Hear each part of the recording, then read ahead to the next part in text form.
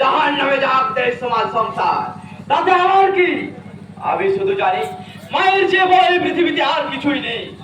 যে মায়ের আদেশে পরশুরাম তার পিতাকে হত্যা করেছিল, সেই মায়ের আদেশ পালন করতেই আমি আমার বিবেককে খুন করেই নরকে যেতেও রাজি। কিন্তু তারপরে হিসাবটা কি হবে দাদা? তোর গানের ছবিটা বন্ধ কর সংকোচু। মনে রাখিস অশান্ত একটা ঘূর্ণিঝড়। কিন্তু তুমি হয়তো বলো একদিন ঝড় থেমে যাবে, পৃথিবী আবার শান্ত হবে। আমি ঠিক সেই দিনটার অপেক্ষায় আছি সংকোচু, যেদিন পৃথিবীর এই পুরনো ভাঙাচোরা রূপটা বদলে নবদিগন্তে উদিত হবে এক মানবতার নতুন সূর্য। কিন্তু এইভাবে খুন করাবি অন্যায় অধর্মের পথে ওঠা সূর্যের গায়ে থাকবে কলঙ্কের দাগ।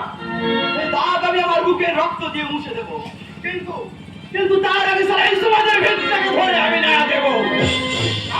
তার জন্য যা শক্তি আশা শক্তি যোগান দিতে চায় এই সঞ্জীবনী সুধা।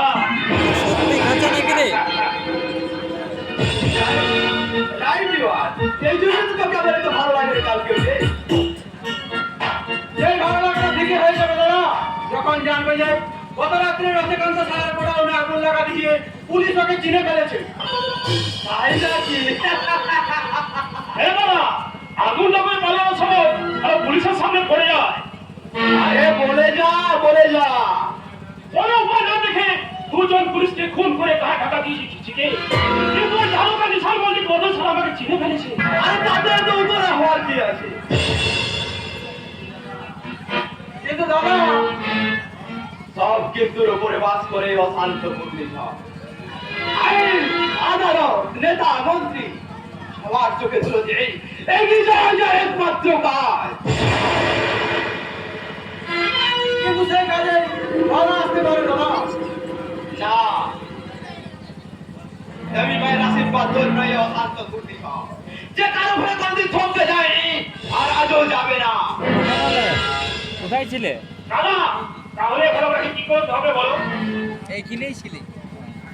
আগামী 7 দিন আমার লোকচক্ষুর অন্তরালে গোপন ডেরায় আস্থানা রইবে। এদিকে সবকিছু সামলে আমি তোকে খবর দেবো। তারপর রং রূপ বদলে তুই হবি আমার বিদেশি বন্ধু ডেনিয়েল। তাহলে কালকে কি হবে দাদা? মারা যাবে। আর সেই সংবাদ পেপারে ছাপা হবে, রেডিও টিভির সংবাদে বলবে, এলাকার বিভিন্ন জায়গায় শোক সভা শোক মিছিল হবে। পার হয়ে শেষে কিনা এই শোক মিছিলে পাবে না পেয়ে না। আরে তাই কি কখনো হয় না? তুমি হলে আনন্দের ভরপুর তারা। তুমি যেখানে থাকবে সেখানে তো আনন্দের ঝড় নেই। তুমি আমাকে এত বিশ্বাস করো? বিশ্বাসের অমর্যাদা যখন করনি তখন তো বিশ্বাস করতেই হয় ডার্লিং। দাদা, আমরা কি তাহলে দেখো? আরে যাবি যাবি যাবি। যে অনন্যা এরা ফোনের সামনে আপসেট হয়ে পড়েছে। তুমি কি পারবে এদের উপর আনন্দ দিতে?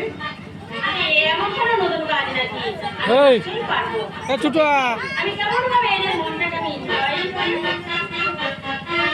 আমি এক জ্বলন্ত যৌবন, আমি এক জীবন্ত মৌবন, আমি এক জ্বলন্ত যৌবন, আমি এক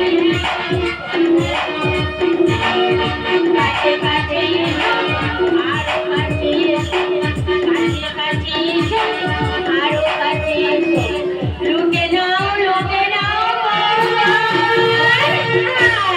আমার মায়েরালে। আমি এক জ্বলন্ত যৌবন, আমি এক জীবন্ত মৌবন, আমি এক জ্বলন্ত যৌবন, আমি এক জীবন্ত মৌবন, কাছে কাছে আরো কাছে, কাছে কাছে আরো কাছে, লুটে নাও লুটে নাও।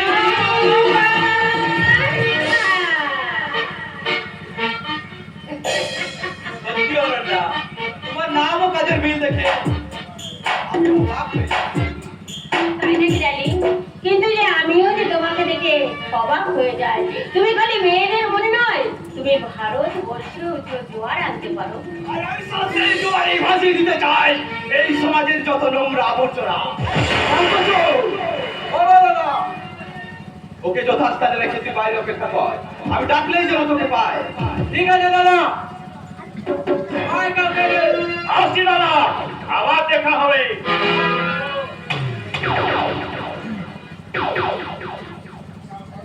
আচ্ছা শান্ত,